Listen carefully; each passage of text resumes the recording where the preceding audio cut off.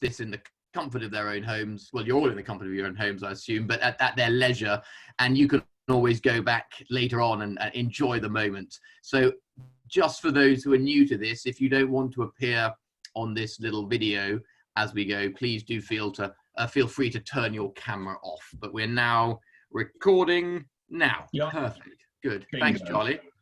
Anytime. There's a couple more. I think that's Lucy. Well, Charlie, I'll let you do the waiting room, and I'll crack on. Don't worry about that. I'll take care of that. Firstly, apologies to John Francis, because we know Chris bought you a case, and he's just joining now, actually. Oh, he's just joining now. Okay, fine. Well, we'll save that apology for later. So John Francis, you've just joined us. Welcome. I was just apologizing to you, in fact, because I know your case was missing the Chamonix, and actually, as well as that, Samir as well, who bought the case for Fran. I believe you've got 2 bottles of the Tecora, or the Tecora, and 2 bottles of Tecora, 1 bottle of Chamonix, and no Chenin Blanc. So you've actually done very well, because it's sort of the more expensive of the pair. For my problems, I also don't have the Chamonix Pinot Noir, because South Africa, in its wisdom, decided to put a ban on wine export last month, right in the middle of everything. So in fact, it's been a bit of a scramble getting all the wines together. So I have to thank Luke, who actually just popped a bottle of the Tecora in an Uber for me this evening. Otherwise, I would have just had the Chenin Blanc this evening, which would have put me in a foul mood if that's all I had to drink. It's a lovely wine, but I want 3 bottles. There is one of me after all. So apologies aside, then, as I mentioned earlier, big welcome to all the newbies here. For those who this is your first Honest Grapes wine therapy session, thank you very much for joining us. I hope you have a great evening and come back for more. It's particularly timely because we've just put together sessions 9 to 12 as a mixed case, and we've got some really fun wines lined up for you in that, in fact. So that'll be really exciting. And Charlie alluded to this earlier, I did as well, but big welcome to Anne and Liam, and Eileen and Brian, who I believe are all joining us from Ireland today. So welcome. Very glad to have you here. This is a gift courtesy of Catherine and John. So very pleased to have you joining. One of the lovely things about these tastings has been the ability to gather people from all over the place. I'm hosting one private tasting in a few weeks for a family group, half of whom are in Australia, are in Melbourne. The other half are dotted around the UK. So the tricky thing has been finding a time at which all participants are happy to get stuck into at least 3 bottles of wine. Luckily, one half is Australian, so it hasn't been particularly troublesome to find a suitable moment. Anyway, we're from Australia to South Africa. We are going to be covering the oldest New World country. I think that's what we called it. The newest Old World region. There we are. Yeah. And we've got some super wines for you this evening. I have to say, it's a really fun lineup. South Africa is a country that you can't help falling in love with when you visit, and certainly the wine regions are amongst the most spectacular of any in the world. The scene behind me is the mountains just behind the Chamonix estate in Franschhoek, and are fairly typical of some of the vistas that you will get in and around the Cape Vineyards. The other thing about South Africa, which I think makes it so compelling, tends to be the prices. The wines, it's hard to imagine another New World region, or even an Old World region, where you get such extraordinary bang for your buck. The value in South Africa is second to none. And even with sterling struggling a bit at the moment, still, by comparison to the rand, you are going to be quids in. So all of these wines that you have this evening, I think are among, pound for pound amongst the very best value that we have at Honest Grapes, or you'll find anywhere. So I hope you enjoy them. Right. Let's start off with a little brief bit of history. Well, first of all, let's say cheers, and everyone have a good glug, or sip, sorry, as it's a tasting, educational purposes. Good to see you all. Cheers. Cheers. I'm going to just briefly run through South African wine history. Oh, you're going to get a map? Is there going to be some maps? There will be some maps. There will, of course, there'll be some maps. Yeah, there's some maps, yeah. So actually, the maps tonight are particularly important and relevant, but I'll explain why in a bit. So, the first bottles of wine rolled out of the wineries in 1659 by the Cape Town founder, Jan van Riebeek. And what I love about this is that he originally insisted that vines were planted in order to grow grapes, to make wine, purely for medicinal purposes, to fend off scurvy. Because, of course, Cape Town was such, and is, well, certainly was, such an important trading post between the Orient and the Western world. And so many long-haul ships would stop here.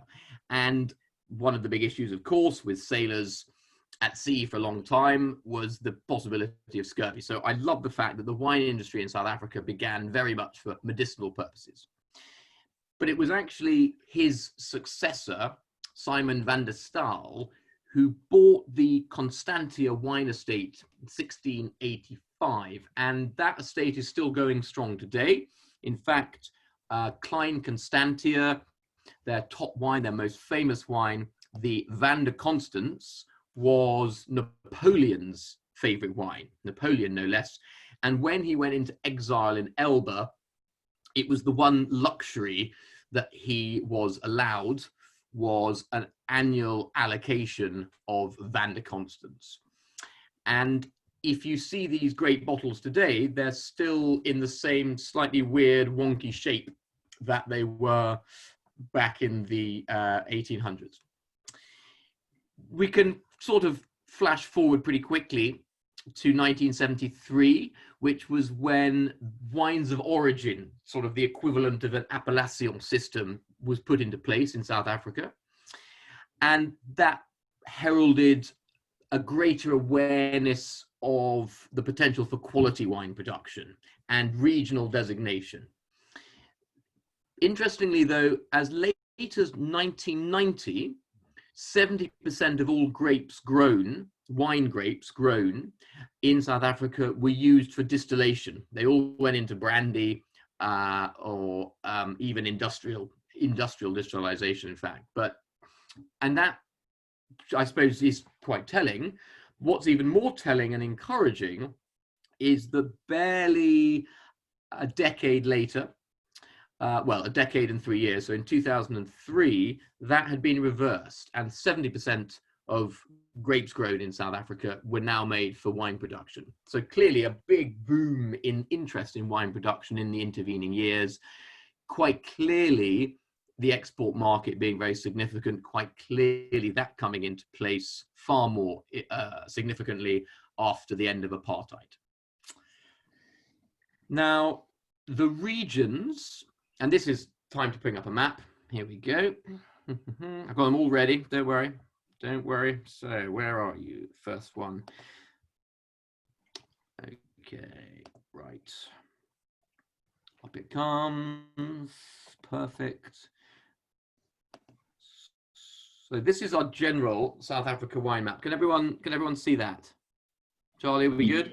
Yeah, it's coming up. Hang on a second. There it is. Yeah. Bingo, a little bit small, so there we are. Perfect. So, yeah, everyone's got that. Good.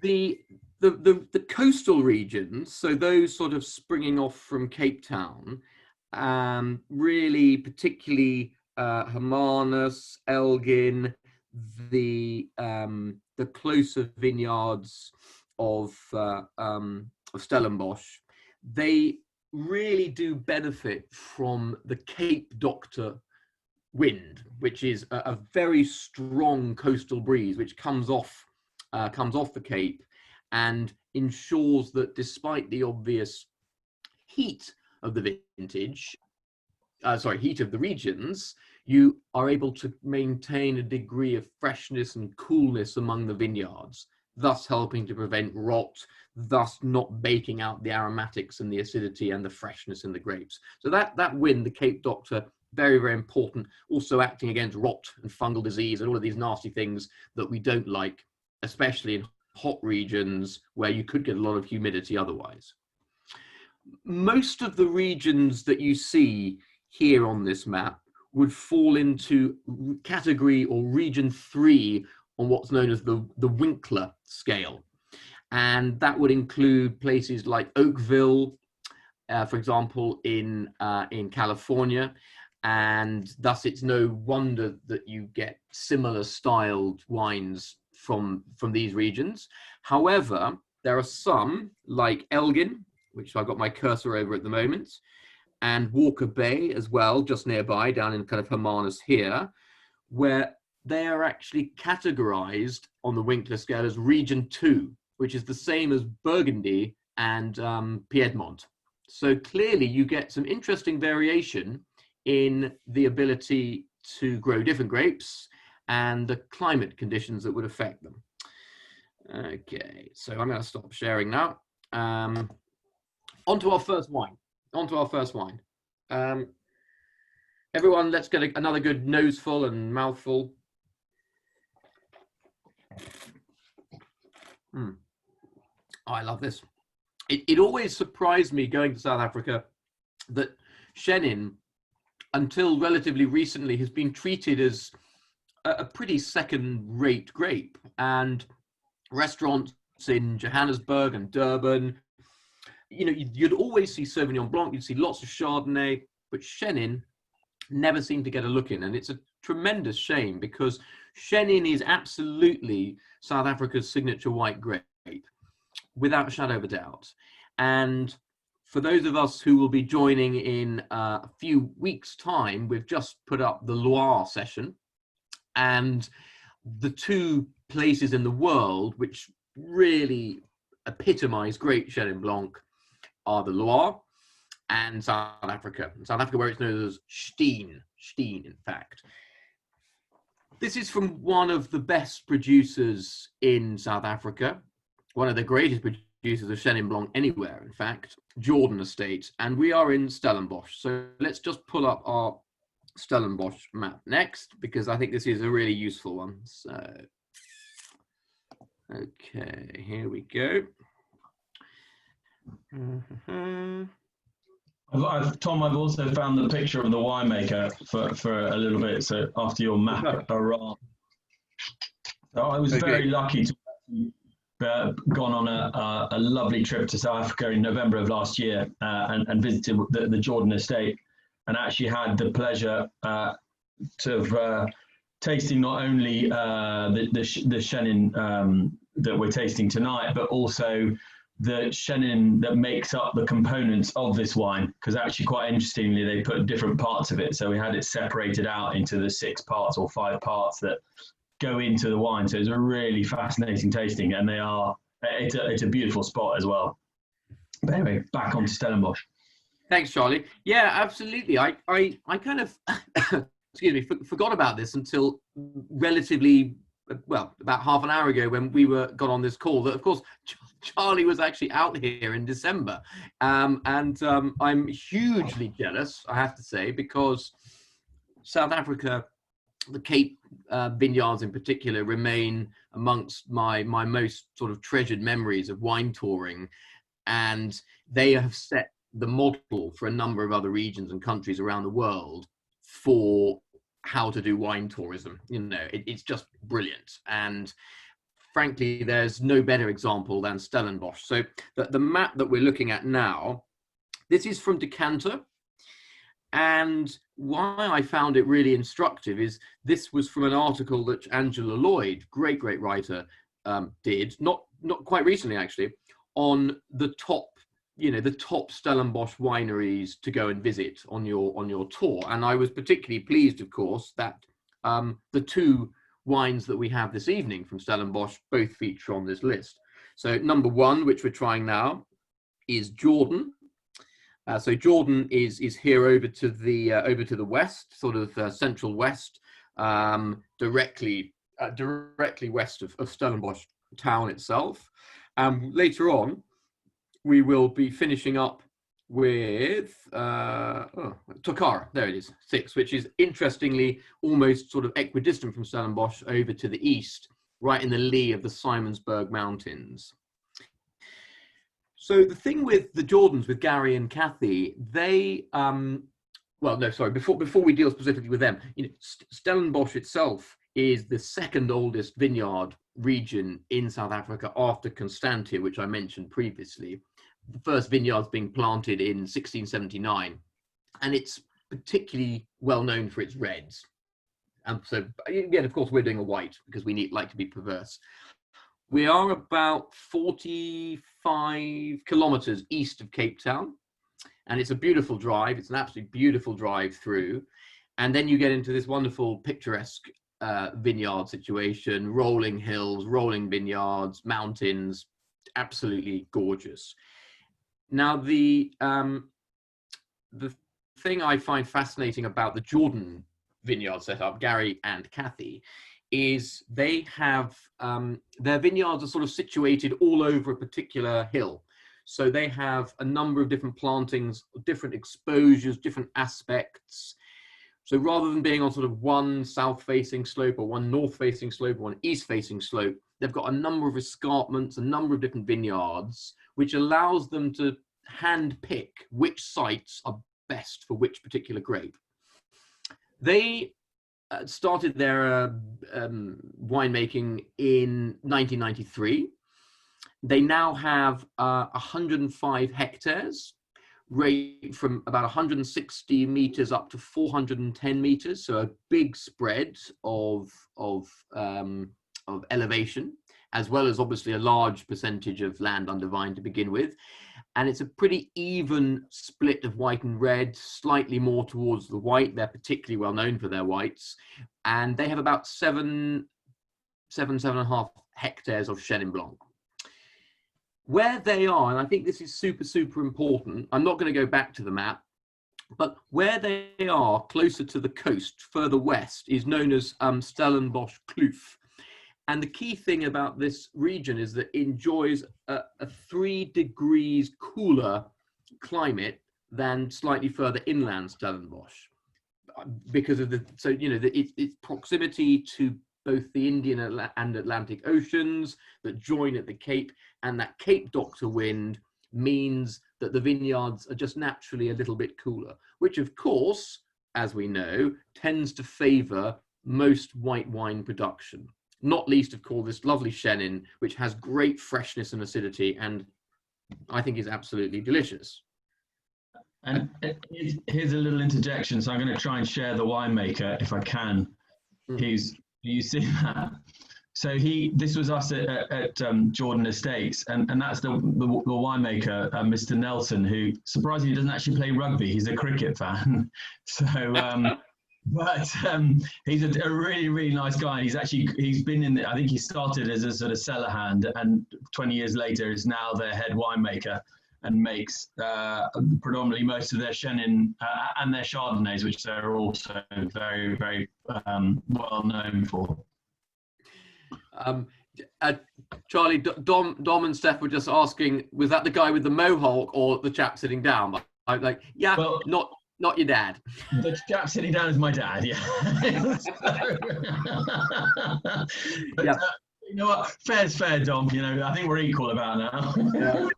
But yeah, he's not your average winemaker. It doesn't have that quite the look of your standard winemaker, for sure. So the thing with the Chenin is, you know, it's got the perfect situation on these east and south facing slopes. And remember, now we are southern hemisphere, so south facing slopes are rather cooler.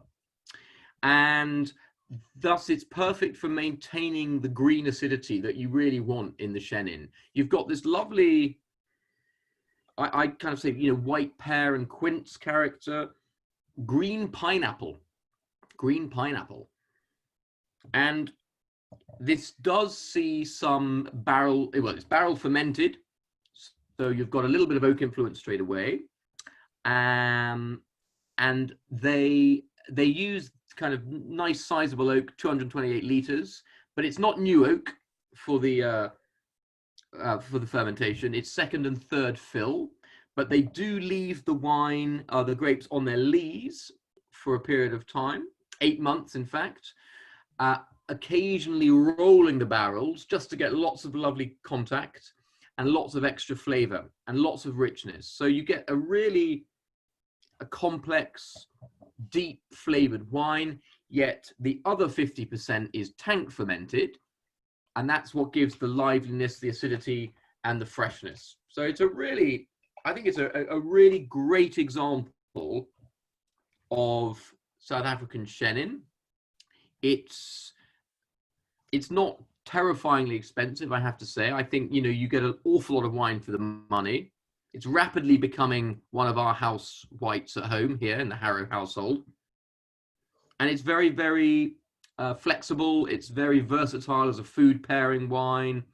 And, Catherine, yeah, who's just pointed out. So one of the things I was going to mention, you're absolutely right. So the Jordan family have a JV, they're still involved with the lovely Nelleen Strauss in a wonderful restaurant just next to the Vintners Hall in the city, and it's called High Timber, and it's got easily the best South African wine collection that you will find outside of South Africa, and probably better than many restaurants even in South Africa. But it's just fabulous. One of the challenges you'll find if you like South African wine is where can you get mature examples? I mean, even today, you know, we've got the Tecora Director's Reserve 2016. It would have been lovely to have shown you the 10 or the 11 or the 9 or the 01. Great vintages. But you just don't find old South African wine very often. With Karen, you're absolutely right, with the only exception being that you tend to see on restaurant wine lists with a bit of age might be the Meerlust, particularly their top wine, the Rubicon, which is spectacular. And we'll talk a little bit more about that style when we come on to the Tecora. But High Timber on Embankment, joint venture with Nelleen Strauss and Kathy and Gary Jordan, has the best selection of different, interesting and maturing South African wines in London, and I would say it's certainly in Europe. So well worth checking out when it reopens, when we're allowed to go out and do that. I'm glad to see some people know it. Yeah, Peter, it's probably not that far from your work, is it, thinking about it? So a great little spot, and a lovely sort of outdoor terracey area and a great view over the river. It's really lovely. I have to say, it was when I was out there in November, they are really championing the Chenin grape, and as much as Chardonnays, their sort of breadbasket wine that they push out to the masses, they've pulled back on Chenin, and they're really beginning to realise that if it's looked after carefully, they can really make really interesting wines, and quite high end wines as well that require quite a bit of aging. And there's all sorts of people from outside of South Africa investing into those wine regions and beginning to create sort of different parcels of Chenin, more with sort of schist and more with sort of clay soils, and they're producing fantastic wines that need, what they were telling me was they need a minimum of 5 to 10 years to really begin to open up and become interesting and lose some of their really sharp acidity. So it's something that they're really focusing on and trying to champion as their white grape, because obviously their Pinotage red grape was a bit of a we won't call it a flop, but it was possibly not the best grape to get behind. But the Chenin they've really picked up and championed as their own. And so before we move on to our first of the reds that we've got, a couple of quick comments I'm seeing on the chat there. So in terms of food pairing, Jeremy, this with like a sashimi of scallop, absolutely fabulous. It's really, really good with raw fish, you know, but even smoked fish, salmon, that sort of thing, absolutely delicious. It for me, it's a fabulous fish wine, but particularly raw fish. The question about how does it change with age, it tends to get a little waxier, a little bit more of this kind of lanolin quality, like a waxed barber character. The acidity drops back. It's a bit more kind of sherbet lemon character as well. Really, yeah, really keeps this slight pastel character, lemon pastel character, but definitely the acidity drops back. It's interesting what Charlie was saying about aging Chenin. When we come back to look at the map of Stellenbosch again next, I'll point out Ken Forrester's estate, because he is the master of Chenin for me, and his FMC Chenin, which stands for, I think it's fucking magnificent Chenin. It's definitely I think that's right. Effing something Chenin. You know, is sorry. Speaking of, sorry, Teresa has just come in and needs a top up. So hang on, excuse me. But I thought she was coming in with the kids to say goodnight. Just that would have been perfect. That would have been very interesting. But that is a prime example of how Chenin can age very, very well indeed. Right. So anyway, moving on to our first red of the pair. Now, this is the wine, to my incredible chagrin, I don't have with me, and it's a testament to how successful it's been since we started listing it.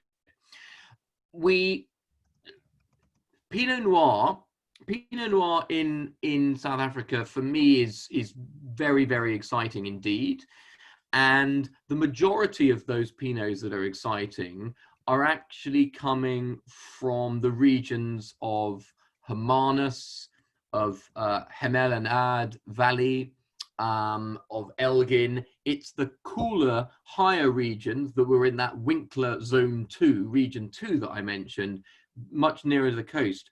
However, the one we've got this evening is from Franschhoek. And the reason that this is particularly impressive is, and it's why I've got the background behind me, it's because the vineyards are very, very elevated. These are at 400 to 430 meters up, which in South African terms is really very high. It's double the altitude, for example, of the Chenin that we've just been trying from Jordan. So I'll just pull up the Franschhoek map because I've got it ready, so I might as well.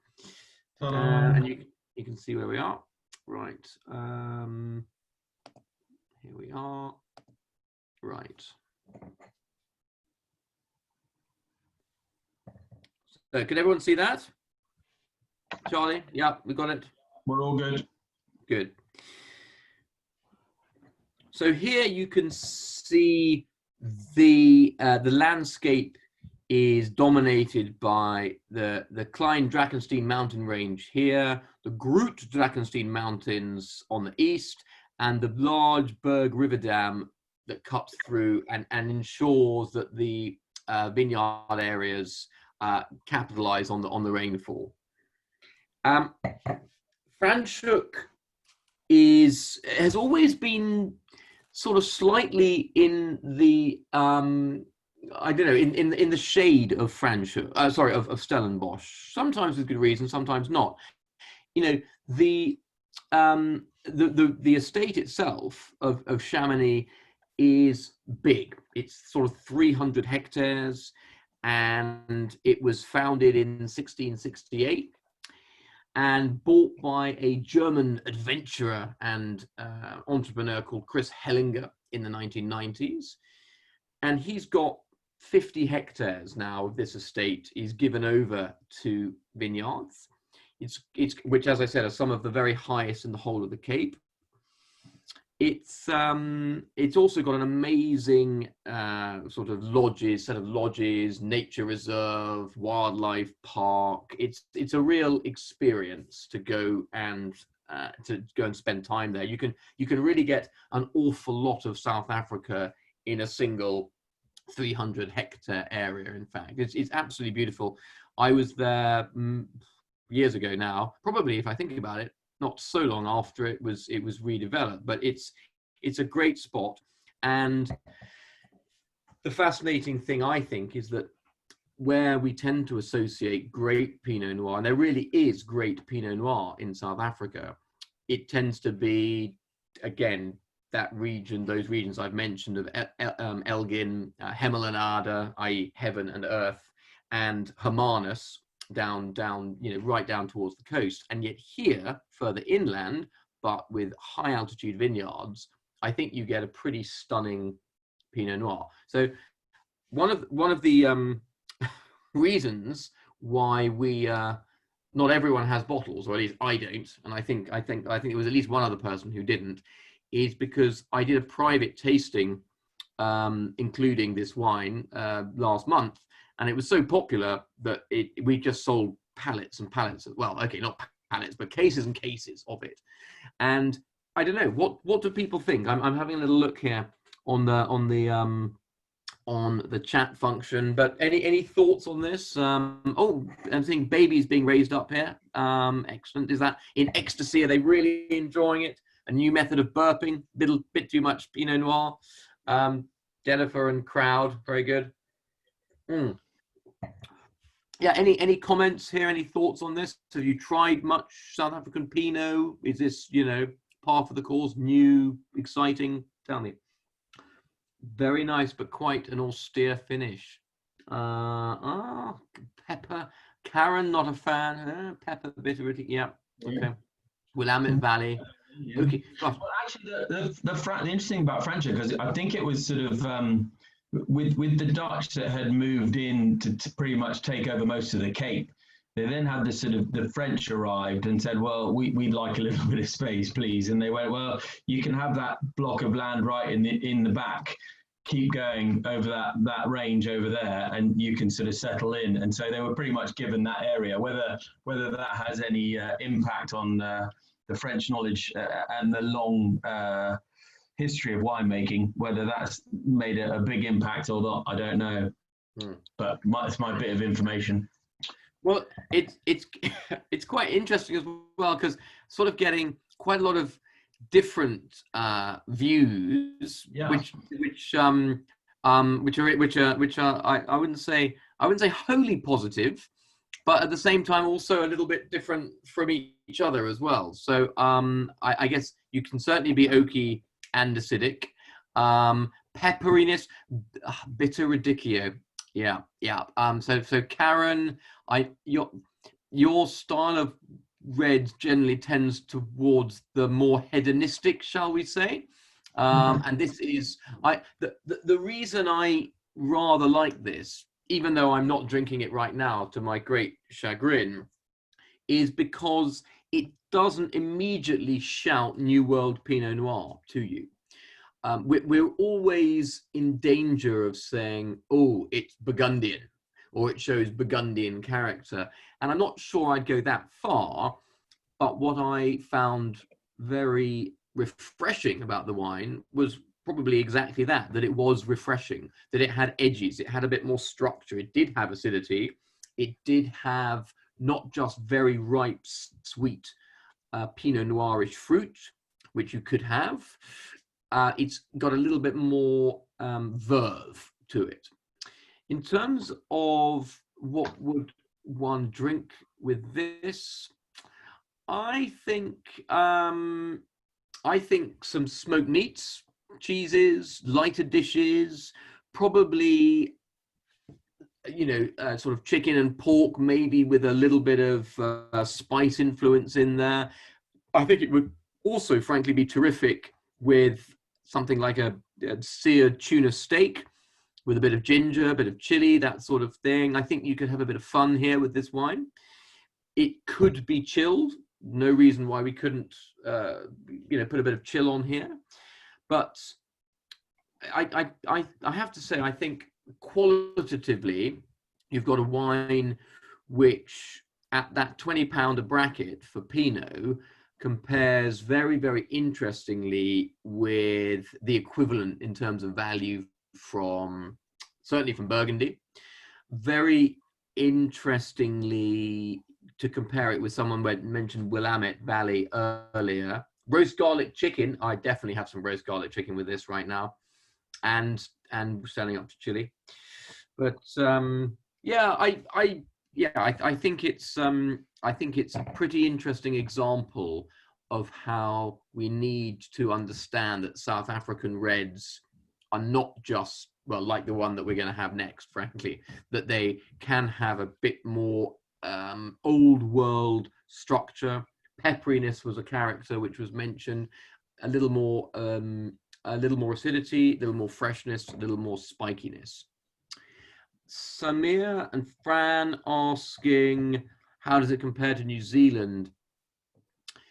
I think you get a bit more herbal and herbaceous character here, a touch more licorice.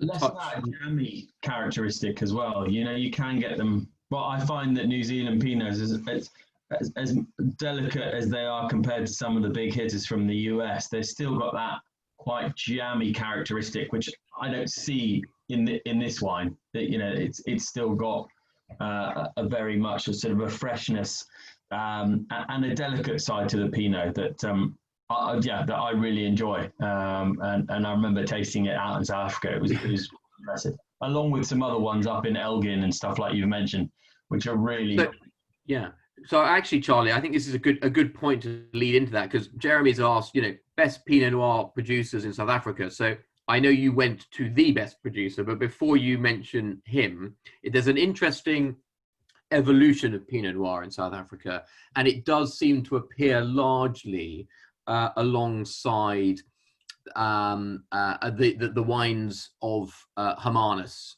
And really, Pinot Noir begins in South Africa with Bouchard Finlay. Sorry, I beg your pardon, with Anthony Hamilton.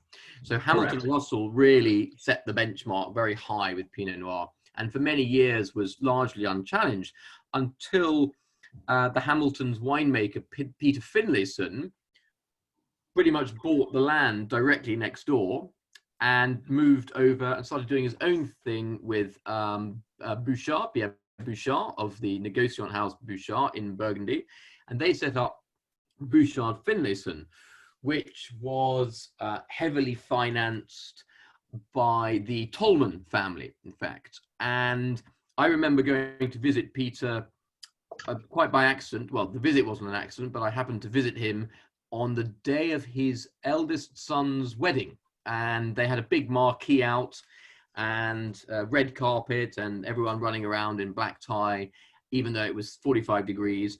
And I rolled up in a hire car for an appointment thinking, gosh, this is quite nice. I don't normally get this sort of treatment when I arrive at vineyards.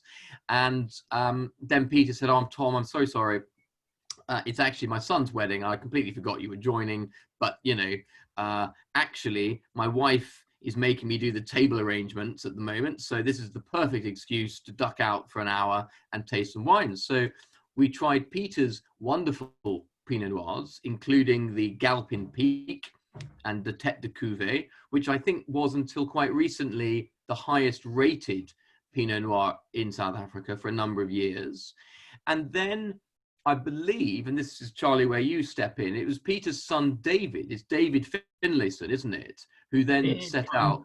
Yeah. Desperately trying to get you the picture of the tasting that we had there in their cellar. But yes, he took on the mantle and very much honed in on the fact that they had something very, very special and really resisted all pressure from all of the everyone saying, Pinot's you've really got to push this, and just stuck to their guns and stayed absolutely with the way they were making wines and what they were making, and not diversifying at all.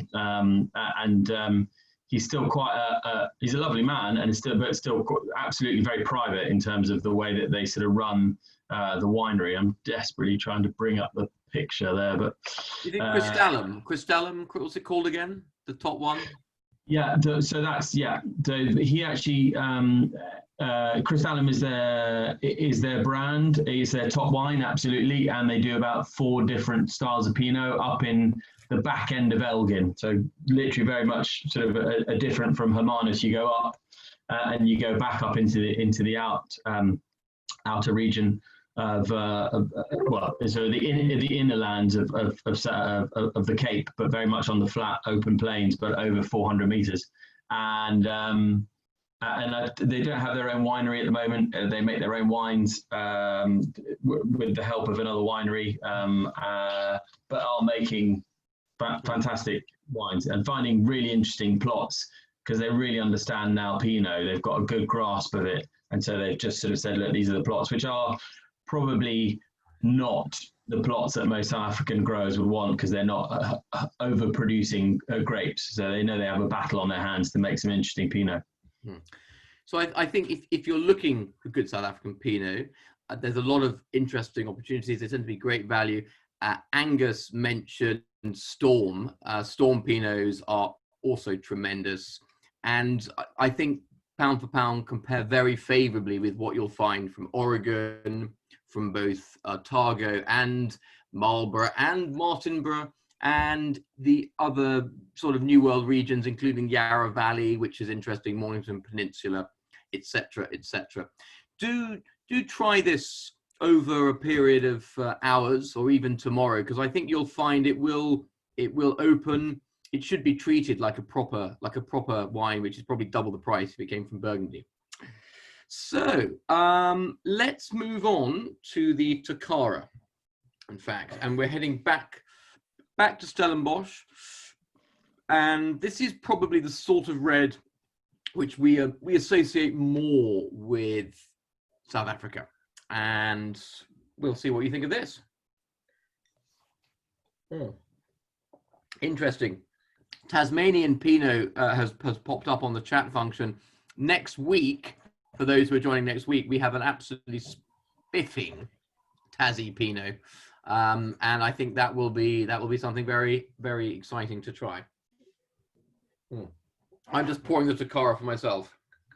So I'll just I'll put up a nice picture so people can finally really understand the sort of South African views that you get. I mean, that's not Tecora, sadly. That's another big hitter called Vergelegen, which is one of the sort of other top regions along with Meerlust.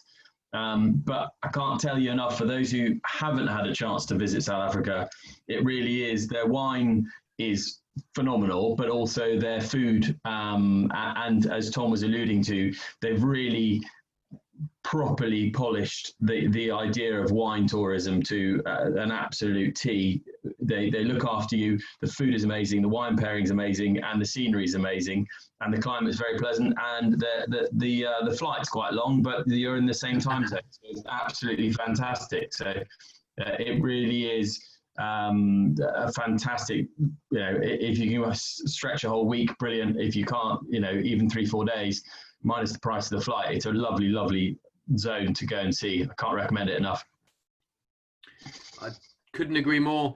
I was very lucky to do 2 years of consultancy projects in Stellenbosch and surrounding areas, and I'm eagerly anticipating the next opportunity to go there for work rather than just play. So, sorry, Suzanne was just asking why the Pinot Noir is called Chamonix. I seem to recall that it was. I seem to recall it was something to do with the elevation of the vineyards, the height. I don't know if I can't absolutely say 100% that's true, but I remember talking to someone involved in the winery, and someone asked a similar question. And I think there was some idea that the mountains were, resembled Chamonix, and also the owner Chris was a very keen mountaineer and adventurer, and there was something. It was something to do with the heights of adventure and hedonism at the same time. So on to the Tecora. So hope everyone's got that. Pouring a big mouthful. Yeah, this if the Pinot Noir was a surprise to some, a disappointment to others, then I'd hope that the Director's Reserve Red is exactly what one would expect really top end South African red wines to do. It's got everything that I like in great South African red, and also some of the things which I don't necessarily expect always to be there. Again, there's a bit more freshness, a bit more life to the wine. It's not just a big jammy fruit bomb, which some South African wines can be. There's real care and attention and class in the winemaking. The winemaker is a guy called Stuart Botha, who's been there for a good decade. No, actually, no, he hasn't been there that long. In fact, he's been there about 4 years, I believe. But making wines of great precision, class and elegance, but clearly no lack of fruit, no lack of joie de vivre, no lack of hedonic pleasure. So I'll pull up for the last time my my South Africa, my Stellenbosch map, because I think it's just quite useful to see where we've skipped across to. Here we go. Right.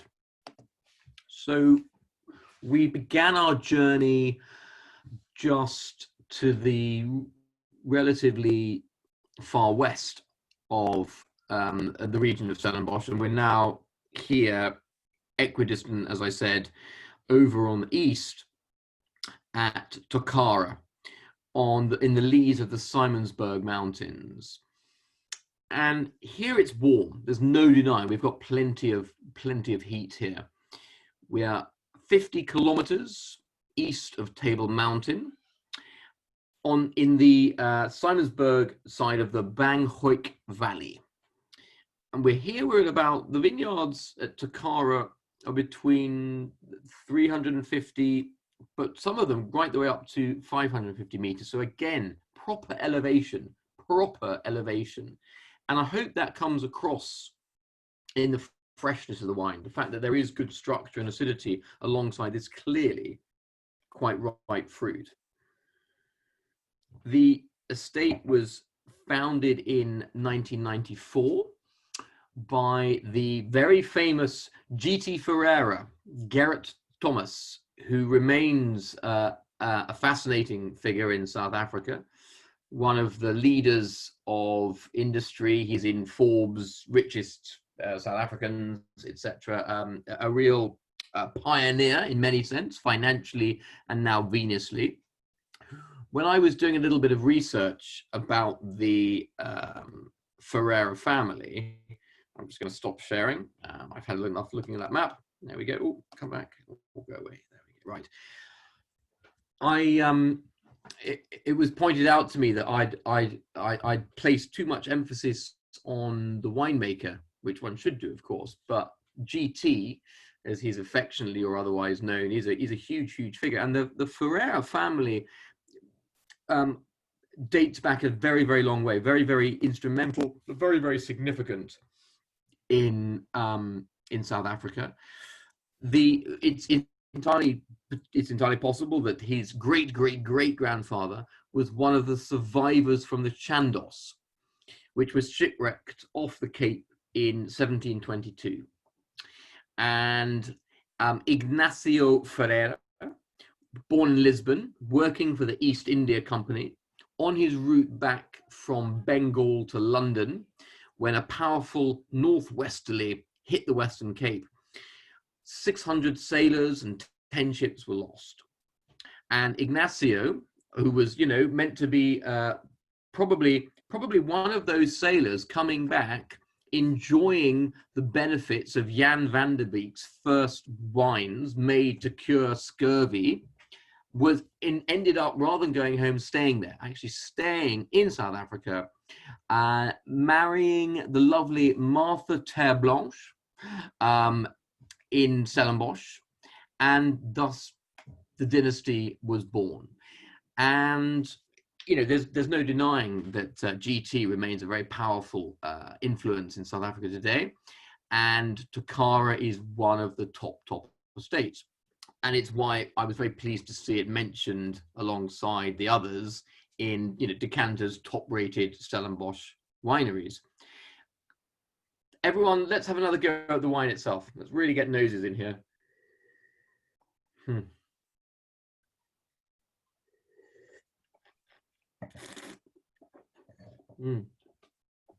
For me, like you say, for you, Tom, you say, this is what you expect out of a high-end red Bordeaux style from South Africa. But it's something to point out that it's no easy feat to get this kind of complexity. You've got to remember this is for nearly a 5-year-old wine, because 2016 in South Africa means it's bottled in January it's made in January 2016. So unlike Bordeaux, which is a little bit later in the year. So it's I'm always a champion of these styles of wine, in the sense that they really begin to show a huge amount of complexity, which is no easy thing to get out of a wine. And so the fact that it tastes absolutely delicious is one thing, but the fact that it's actually evolved and there's nothing out of whack, out of kilter for a new world style of wine, which was very much created just to be drunk, and that's why we were very much sort of saying it's an old world in style, is that it's actually quite exciting. There's complexity there, there's interest there, there's spice there, but people need to, people balk at asking, this Tecora comes in at, I think, about £32, something like that. And most people would shy away from that. But then if you put £32 against a Bordeaux for that kind of price, you're not going to see this kind of complexity and longevity very easily. So it will be there. I'm sure you can find it, but that's something to really note, that I think a lot of people think South African wines are amazing, but they're used to sort of seeing it as their cheap barbecue Chenin Blanc or their basic Cabernet, and don't see it as anything more than that. But I think you actually get a huge amount of quality for what you actually spend in South Africa, and that's something to think about for a lot of people, I think, because a lot of people get put off to be spending £30-40 on a South African red, but you actually, hopefully you're seeing this evening, I've seen some people, Brian, sort of saying that it's he'll happily take loads of that, in the sense of you're really getting some really enjoyable wine for the amount of money that you're spending. It's definitely a wine which I would advise everyone to get some, obviously, but to actually forget about it, sit on it for 5 years at least, maybe longer. The opportunities to drink mature and even maturing South African reds are few and far between, and for the price that we're talking about, this wine in a few years' time will be really spectacular. It's got a lot of promise now. Just to go back to the kind of components, because I think a couple of people were interested. This is 70% Cabernet Sauvignon, 15% Merlot, 7% Petit Verdot, 5% Malbec, and 3% Cabernet Franc. So a pretty classic old school Bordeaux blend, old school left bank blend. And David and Wendy asking, what's the cost of the equivalent French wine? I think a wine of this quality, probably you'd be looking at something ink vat delivered to your door, somewhere that was much closer to £50 than 30 for sure. And you sort of have to take our word for it that it's worth buying a case or two and forgetting about them, but it really is. I've got some Rustenburg which I saw was mentioned, I think, by Jeremy or someone earlier in the feed on the chat, which is very nearby. Rustenburg is just the other side of the valley, in fact, in Simonsburg, in the lee of the mountains as well. And I've still got bottles from 1999 and 2001, and they are drinking amazingly. And I would have bought those for 15 to 18 pounds a bottle. And now they are drinking as finely and as interestingly as Bordeaux at 5 or 6 times or more the price. So really, really worth treating them with respect.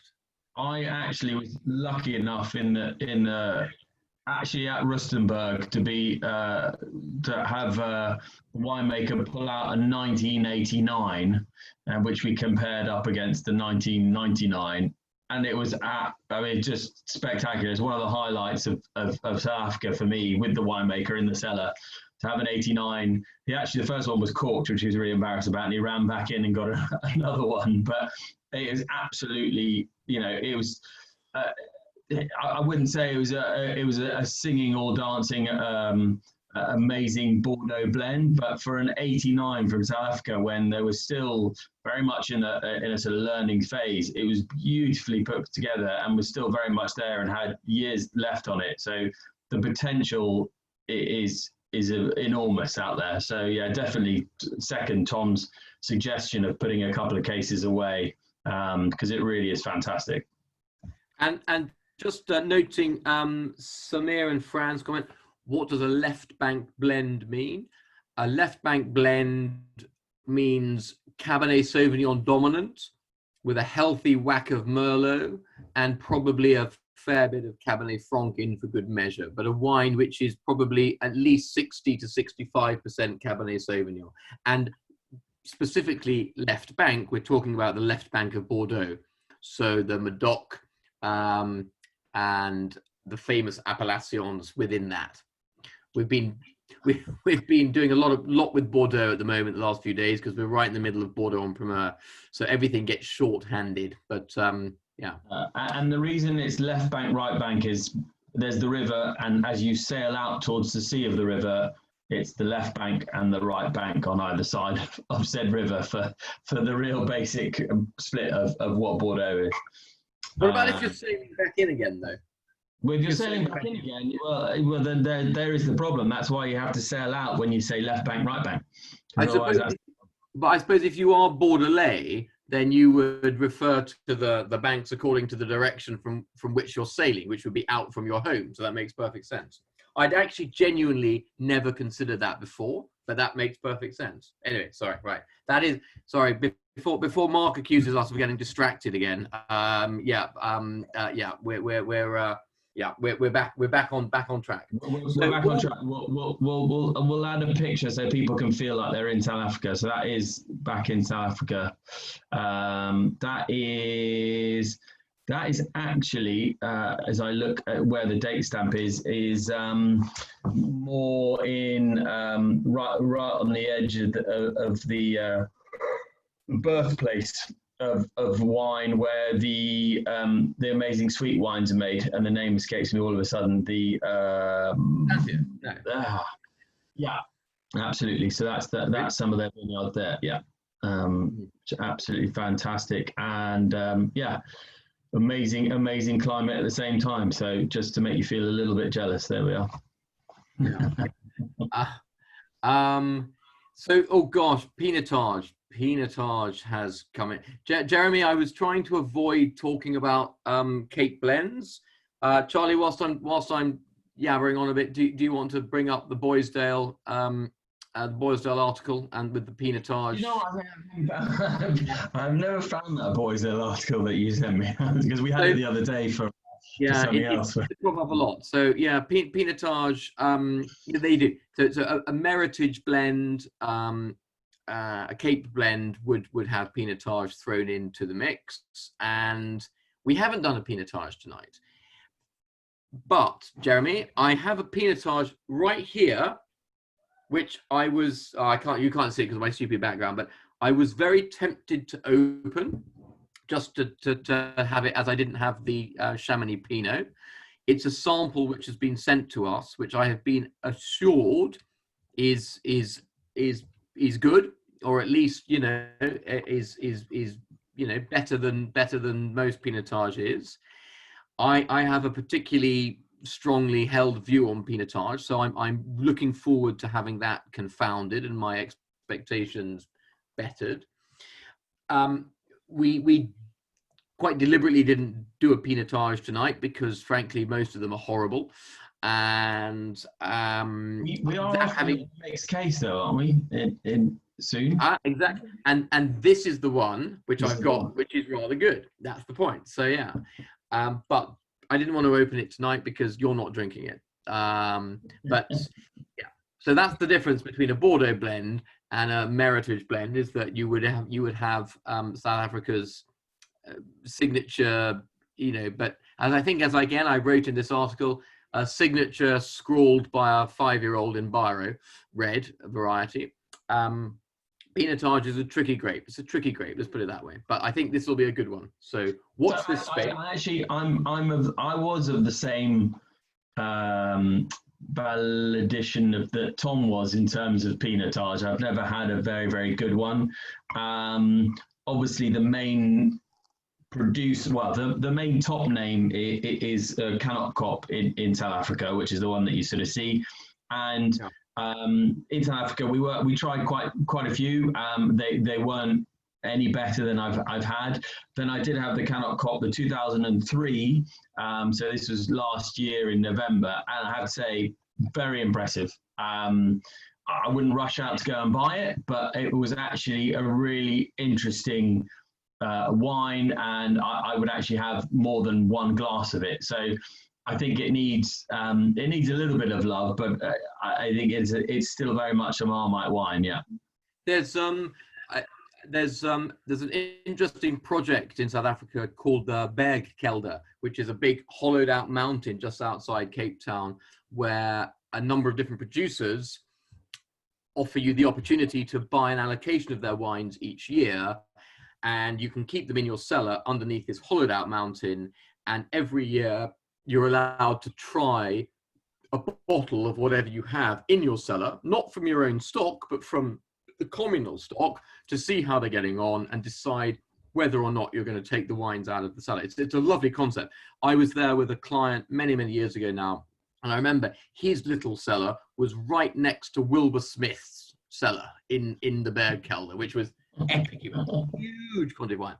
And to Charlie's point, I tried some Canon Cop Pinotage back into the early 2000s, even 95, 96, and it came very close to changing my opinion on the grape. But it is and remains one which you have to buy, you know, quite circumspectly. Anyway, okay. Thank you, Luke. Sent the Boysdale piece on WhatsApp. We'll do that another day. I have a few choice comments on Pinotage, but anyway, good. So look, we're nearly getting up to 8 minutes over our allotted time. So I just want to make sure I haven't missed any comments on chat or if any. By the way, if now anyone has any questions that haven't been answered, then please do unmute yourself and get stuck in. Comments and questions always welcome. Just saying. Well, I hope all our newcomers have had a good time and found it educational, to say the least, or at least entertaining. But edutainment. Edutainment is the word these days. Edutainment. Oh gosh, Julia and Mikhail would love to try some good examples. Well, honestly, this one, the Post House, is good. He's good. Yeah, I like it. Can we settle for trying a good example singular? Would that be okay? Yeah. It could take me another 20 years in the industry to find more than one. So, you know. To be honest, if they want to host a private tasting of just Pinotage, I think, you know, with a relatively large budget, we should be okay. Oh, actually, just go to High Timber. Go to High Timber and ask Nelline to find a really good bottle of Pinot. Will work. Jeremy, I've just seen your comment about Swartland. Yeah, I mean, Swartland is wonderful. There's some fascinating wines from there. It's the sort of very trendy region in South Africa now. It's up it's up further north, and it's very poor in terms of the soil types. It's all this kind of decomposed schist, and you get when they're not doing sand blasting there or sand mining, which is, you know, destroying a large part of the area, sadly, you're getting fascinating blends, young producers, young growers. I would say the best analogy is Swartland is to Stellenbosch what Saint-Emilion was to Pauillac in 1990. There you go. There, you heard it here first. You know, it's a region which has far fewer rules, younger producers, smaller vineyards. They are throwing the rule book out the window. They're doing some fascinating things. They're happy with vineyard blends, far less new oak. And that is slowly but surely filtering down back into the more traditional wine regions. We actually list a handful of wines from Swartland which are fascinating. And if we were to do this tasting with more than 3 wines and were able to broaden out to show a wider diversity, then I think it would be fascinating to include them, I would say the wines of Swartland are amazing and brilliant. They're defining themselves rather than South Africa in a good way, but you know, they're quite niche. I don't think, for example, the 100% whole bush fermented Grenache that we have from Johan Mayer, whilst I love the wine, is particularly emblematic of South Africa. Similarly, you know, Donovan Rao, another amazing producer in Swartland, his blend of Chenin, Verdelho, Chardonnay, Sauvignon, Viognier, amazing wine. But if you're trying to get a handle on South Africa more generally, someone who only makes 1,000 bottles a year of that style of wine is probably a little bit too niche. But don't get me wrong, the wines are fabulous and the region is fascinating. Yeah. Great. So team, gosh, wow, yeah, wow, yeah. So I've just any final comment? Quick question from Zoe that was talking about the Tecora, saying how long can it sort of age? You know, for me, this is the 2016, so you know, you've already got 4 years on there, but I think, look, you've got another good 5 years of evolution there that will really make it an amazing wine, and then after that, it then becomes a bit of a personal preference in terms of how you're liking it. But yeah, I'd say at least 5 years more on that. You could be comfortably drinking it sort of 2026, 2025. And I think it'll be an amazing wine. I'm just trying to see what other people are saying. Another tasting, another week.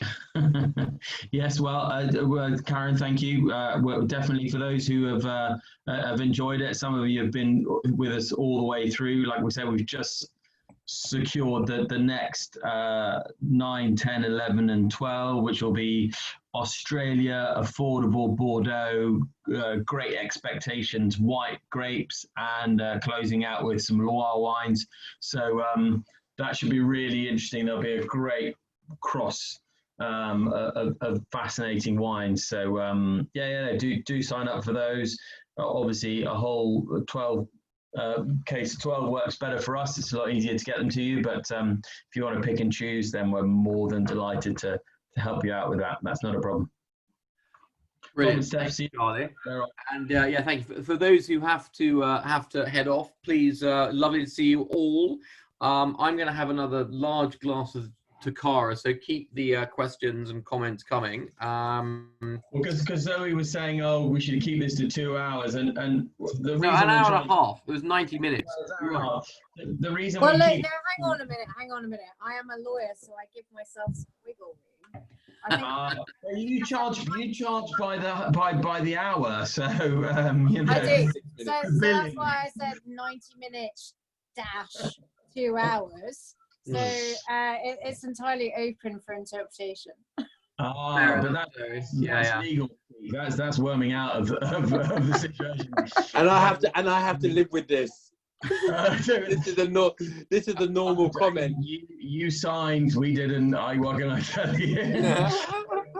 Guys, you've got your out now. You've got a big taste today, so very excited to enjoy the evening with you. Thank you so much. You have we always try and keep it to an hour, but we're happy to have feedback. We always sort of we're playing with a lot of different people's timetables here, so we try and say, look, we'll run through the wine tasting itself in an hour, but we're always here for a good half an hour more, if not a little bit longer, just to chat and go. We can always go back through the 3 wines.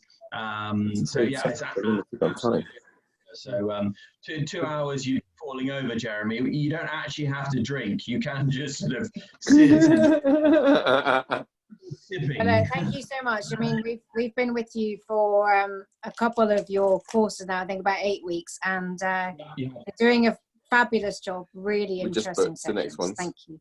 That's very kind. Appreciate that, guys. Really do. Very kind. Yeah. So yeah, Jeremy, I thought, you know, as a wine connoisseur, you figured that there'd be sipping, not glugging. But Anna has the skills. Maybe she should teach you. So how many days did you spend in the area when you went? Like, if you went for a trip, I was incredibly lucky because it's actually 67 Pall Mall that organised with a company out there for a week's gastronomic wine tour. And I actually sent it to my dad and said, look, you should go. This is the most amazing trip. You're going to be looked after. You're bussed around. There's an MW on the bus. You know, it'll be absolutely fantastic. You should take a wine friend, whatever. You knew you'd be the +1, Charlie. You knew it. Well, don't pretend. There was a little bit of a hope. I might get why don't you come along? And it turned out that that's exactly what happened. So he said, look, why don't we go together? So yeah, it was a phenomenal trip. For a week, we pretty much landed. This sounds a little bit blasé, but it actually it was sort of 2 tastings in the morning, a lunch with 6 wines, and then a tasting or 2 tastings in the afternoon, followed by the full gastronomic dinner, which sounds lovely. But by day 3, we're sort of like, okay, we're kind of holding the pace there. But it was a fantastic way to see it, and had access. A lot of the winemakers that we saw, we were lucky enough to not just do cellar door tastings. You know, we were sat down with the winemaker or the owner of the vineyard. We were given some absolutely fantastic access to a lot of the vineyards, and we were a small group, and I can't recommend it enough. And I'll have to send you the tour that I actually did and the actual itinerary, Anna, because it was a really lovely, without pushing too hard, and the distances are actually not frightening. It's a couple of hours each time, but it's not too frightening. So yeah, it was really, really lovely, and the food is fantastic. Richard asked about favourite South African wines. So I was just taking advantage of Charlie chatting there to write down a few. Again, this is off the top of my head, things in recent years that months even. Gosh, I've just realised that my handwriting, not my handwriting, my spelling is terrible. So I'm just going to put a few of these out here because they're well worth looking out for. Some of them we sell, some of them we don't, but you know, I've worked with all of them over the years. I was quite involved with Piwosa, the premium independent wineries of South Africa for several years. So got to know and visit a number of these guys and girls. So here's just a little list. I'm just whacking it here into, yeah, that's Catherine and Mark, that's exactly what I'm doing. Ken Forrester, and of course, anything by Eben Sardi. There you go. That's a very, very, very quick short list of things which appeal to me a lot. And there's plenty more on there to include. But the extraordinary thing is, looking at the list I've just sent, okay, there's a few things. The Tête de Cuvée Galpin Peak probably will cost you 60, 70 pounds a bottle now these days. And maybe the Crystallum is probably not that far off that. It's actually 40 pounds entry. Well, there you go. Yeah. But everything else in there is you're going to struggle to spend more than 40 pounds a bottle on, and they are as good as wine gets. They really are. So, you know, South Africa, wow. Yeah. Catherine, you've just said, I'm sure you've not just chosen the Catarina because it's your name and you love it as a result. But I genuinely, the Catarina by Steenberg, I don't actually know that wine. So enlighten us all. Is that a white or a red? I'd love to know. You clearly like it. So tell us about that.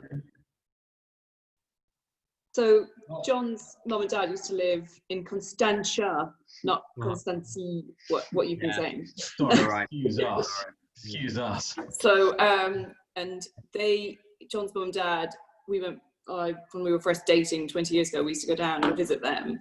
And they introduced me to wine, and they taught me all about white wine and red wine and everything. It was brilliant, and I've never looked back since. And Catarina, it was Steenberg, wasn't it? Steenberg is the Steenberg estate, and it's a red. It's a beautiful red. It's a blend. Yeah. It's spelled Catharina. Okay. Catharina. Okay. Clearly well worth looking out for. Yeah. It's more Merlot based blend. Mm-hmm. And actually, I was just thinking, because that got me thinking. We the wines from Buchenhutskloof, which I found out is actually the Kloof is I was lucky to traveling around South Africa with this tasting that I was doing with a Dutchman who was able to actually demystify what all of these different sort of the Bergs and the Kloofs and the different. So normally it means woodland or pasture or open space, but the Buchenhutskloof, which I will just send out to everyone, that's what it is. But it's probably the one that everyone knows is the chocolate block. Which is very popular, which kind of put it on the map.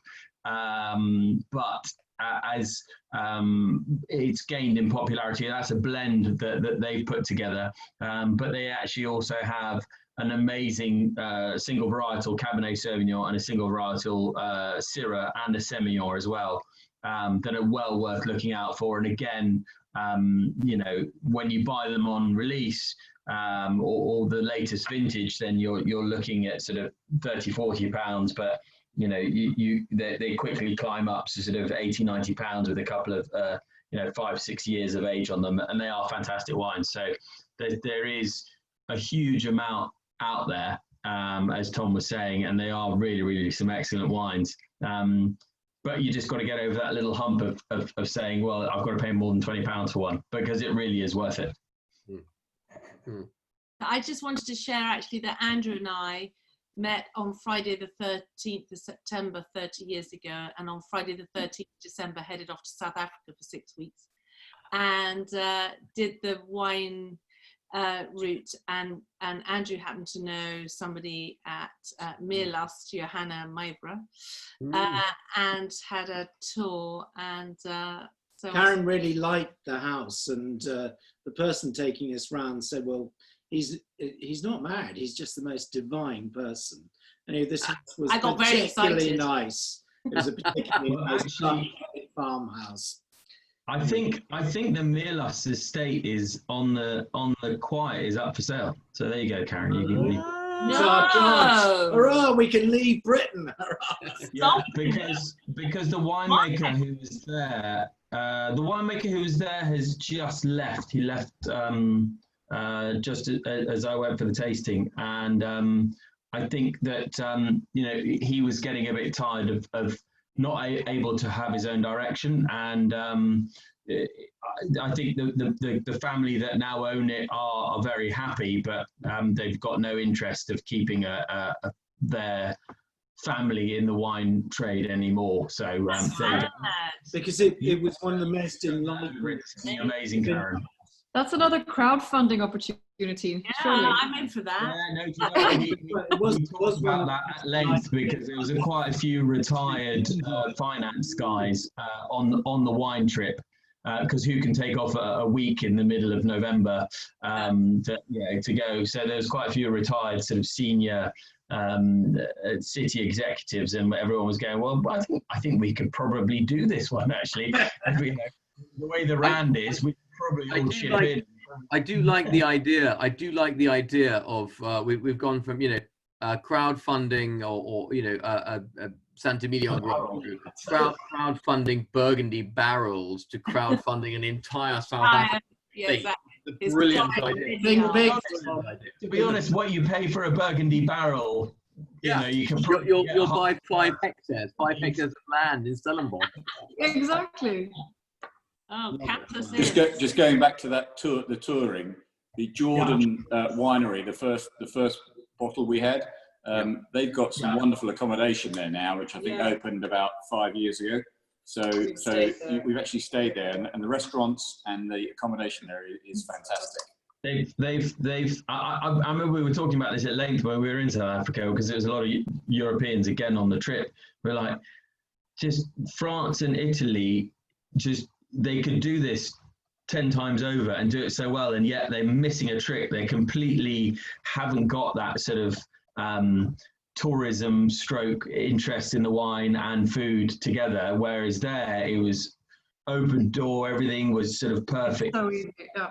And it's a real joy, and it's not complicated. I mean, in my time, and Tom probably the same, is I've organized wine trips where you sort of arrive on a tour with guests and you're actually banging on the vineyard door, the cellar door, going, is there anybody there? And the cleaner turns up, no one's there, and you're in a mad panic because you've got 6 paying guests, and you're like, ha. Whereas there, everything is laid out, and they've got beautiful tasting rooms, and they're very friendly, and the food's ready. Whereas these other European ones, you try and brush it off as a little bit of it's a little bit of classic interest, and the reality is they're just not prepared for it, and it's a shame because they could capitalize on it.